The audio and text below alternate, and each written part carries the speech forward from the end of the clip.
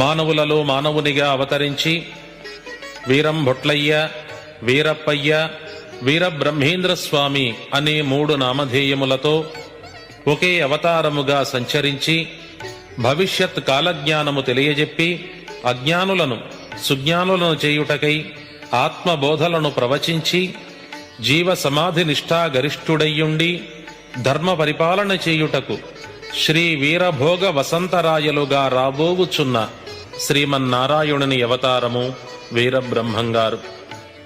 ప్రియ శిష్యుడు సిద్ధయ్యను వెంటబెట్టుకుని లోక సంచారం 175 సంవత్సరములు చేసి 1993 నాటికి 300 సంవత్సరములుగా జీవ సమాధియందు తపస్సు చేయుచు తన భక్తులను రక్షించి అనుగ్రహించుచున్న శ్రీ బ్రహ్మంగారి కాలజ్ఞానమును గురించి తెలియని ఆంధ్రుడు లేడు, ఉండడు.